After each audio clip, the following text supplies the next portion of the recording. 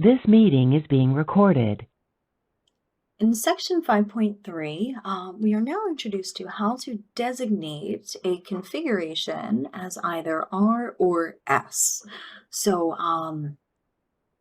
enantiomers, we know, are different compounds, so we have to name them differently, right? They can not have identical names. So in this case, we would see a chlorobutane, a 2-chlorobutane, right? Specifically, 1, 2, 3, 4, 1, 2, 3, 4. So both of these will be named similarly as 2-chlorobutanes, but one we know, since they're different compounds, must have an R configuration, and the other would have an S configuration around this chiral center. So how do we determine this? How can we figure this out? We're going to use what's called this Kahn-Ingold pre-log system, or CIP. You might have seen me abbreviate for short, to determine priority of the groups around our chiral center. So that's what we're going to do here. So we're going to look at these steps in this process. So we locate our chiral center, and then using the atomic numbers, so periodic table, hydrogen is 1, for example.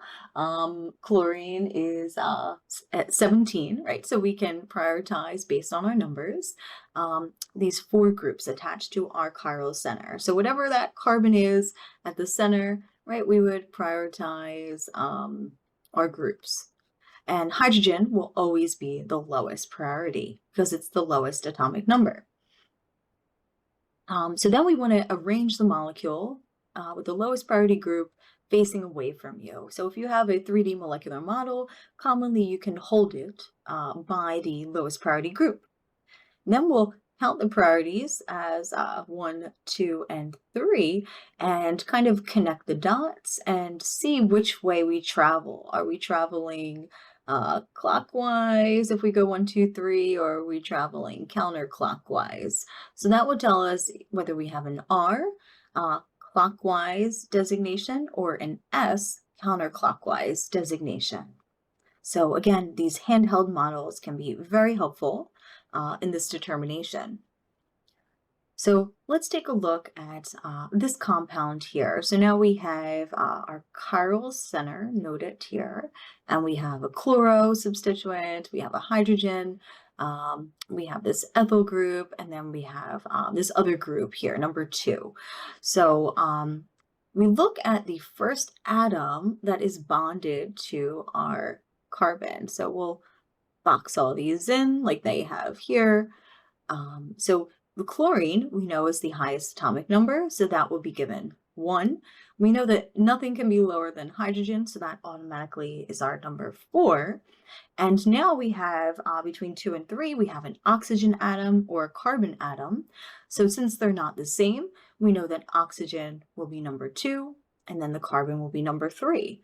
So now that we have these in order, we want the lowest priority group to face away from us. So we could rotate our molecule as we see here on this axis.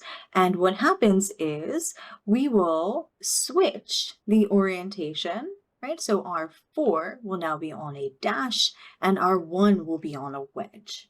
At the same time, we have swapped our 2 and 3. So you can either rotate your molecule in 3D space so that your lowest priority group is facing away from you, or you can commonly do the configuration as is. So we could use this orientation here and then invert at the end. So I'll show you that we'll end up with the same answer. So in this case, we could go 1, 2, 3, and we would think that it's R, but we know that our lowest priority group, H, is on a wedge instead of a dash. So in the end, we would get an S orientation. And we can see that if we follow the rules down here and we rotate first and then follow 1, 2, 3, now that we have our lowest group away from us, we still get an S configuration.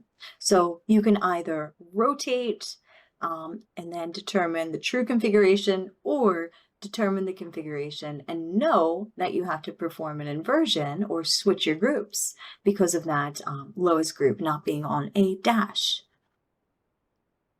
So let's take a look at this again. We see R is our clockwise designation, S is our counterclockwise. So after our rotation, we can count our groups 1, 2, 3, based on this being our chloro, this being our hydrogen, our oxygen was 2, and then that ethyl group was our 3. So we can see that this would definitely be a counterclockwise or S configuration. When we have groups, we know that there's 4 different groups, but when we get to our first atom, if they are the same, we say that they tie here, right? And each of these carbons has 2 hydrogens, so there's really nothing distinct about them. We know that the groups collectively are different if we keep going further and further away, but we might have to go 1 or 2 atoms down the line until we reach a difference. So that's what we see over here. We've gone 1 carbon further, and we see that the carbon on the right is bonded to another carbon, and then it's also bonded to 2 hydrogens. Right, so 2 hydrogens and another carbon over here.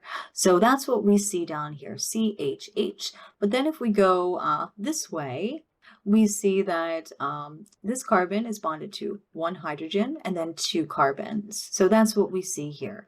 So this would show us that this is the second highest priority, the one that's bonded to the more carbons. So now we have again our groups 1 and 4 are in the wrong placement. So we could do our configuration as is and say, okay, this looks S, but I know I need to invert it. So this will be an R. Or we could rotate our compound and we would see the same configuration result. So what they've done here is they've elaborated on that first point of difference here with this structure as well. Ooh. Sorry, I thought this was the same structure, but what we see overall, this would be an R configuration. And then in this structure here, we have something similar, right, where we have the tiebreaker needed to be done. So if we keep going further to the left, we see that this carbon here would be bonded to an oxygen and 2 hydrogens. So that's what's given down here. And this carbon here is bonded to 3 other carbons. So that's what we see there. So again, our left group is higher priority. So that would be this number 2. And then our group on the right is a lower priority. So that would be number 3. When we have a determination needed to be made as far as priority, and say we have this carbon here doubly bonded to this oxygen, we would say that this carbon is bonded to a hydrogen, and we count this twice. So that's where 2 oxygen atoms appear here. So if we went, the other way, right, over here, if we needed to move further and further away, we would do the same thing, right? If we had double bonds, we would count a carbon double bond twice. So as I mentioned before, there's a trick that you can do. You can rotate so that your lowest priority group is in the back.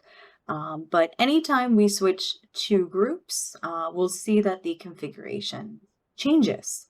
So if my highest priority is now on a dash here, we could see that this will be an R configuration. So switching 2 groups on the chiral center will always produce our opposite configuration.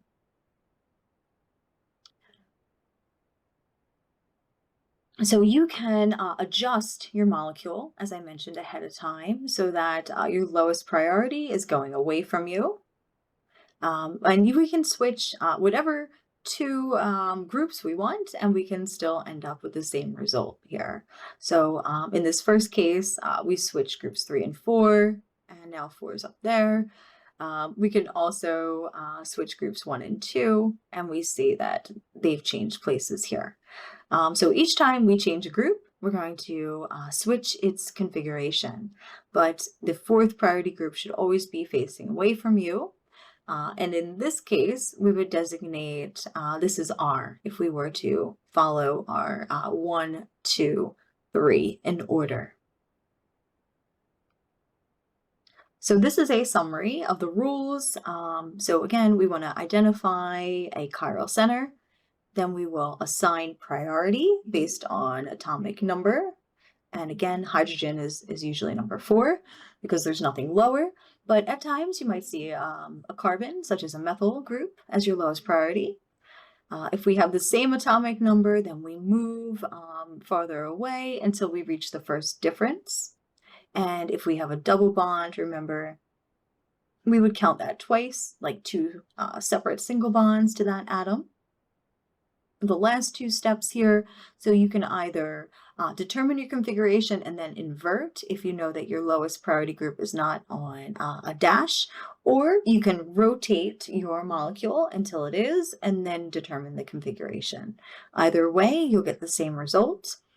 And then once we prioritize our groups, then we count, right? We number 1, 2, 3. If we go to the right, that will be R. If we count 1, 2, 3, and we go towards the left or counterclockwise, that will be our S configuration. And so let's take a look at this example here. And we see our dash. So that draws my attention to this site here. And I will confirm that this is a chiral center. So we have a hydrogen, an amino group, the NH2, and then we have 2 other groups that are obviously different groups. So we have 4 total groups. Let's assign some priorities here. So we know this is my lowest priority. Nitrogen will give me my highest.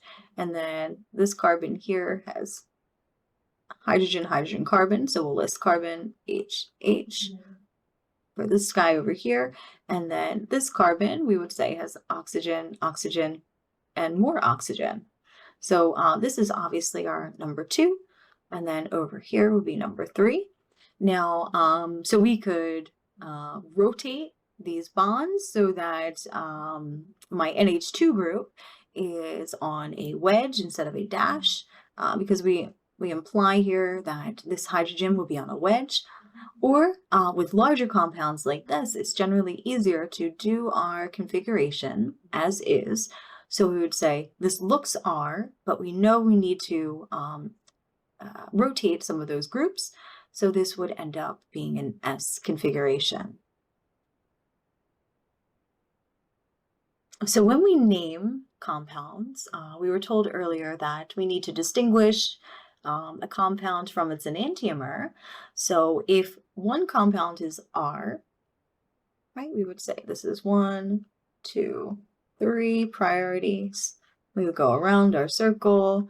We know that our hydrogen is already on our dash. So this is, we don't need to invert. So this is our R-butanol. And then we see now our highest priority is on a wedge. So we do 1, 2, 3, right? Our hydrogen, I'm sorry, our highest priority is on a dash. Our hydrogen is on a wedge. Really, we should put it more up here to be more correct. So group 4 is up here. So if we did our 1, 2, 3, it would look R, but we know that we need to switch our priorities of our groups here. We need to invert things. So we would say that this would be our S butanol. So whatever that chiral center is, you would just designate, if there's only one, in front of our compound. So we would clarify it as 2-butanol, because that's where the hydroxyl group is on carbon 2. And we would further clarify it as the S enantiomer. If there are multiple chiral centers, so this will be my my 2 carbon, this will be my 3, we would need to name each chiral center differently. And we could have 2R, 3R, 2R, 3S, etc. So enantiomers, they have the same physical properties, such as melting point and boiling point, because they only differ in their orientation in 3D space. So for the most part, their physical properties are the same, but they are different in the sense that they can interact with other chiral compounds differently. And this other term here called optical activity. So during our lab, you might be asked questions such as, can different enantiomers or isomers be separated? This is one way to determine which stereoisomer you have due to the rotation of plane polarized light. So we'll continue with a discussion of optical activity in our next video.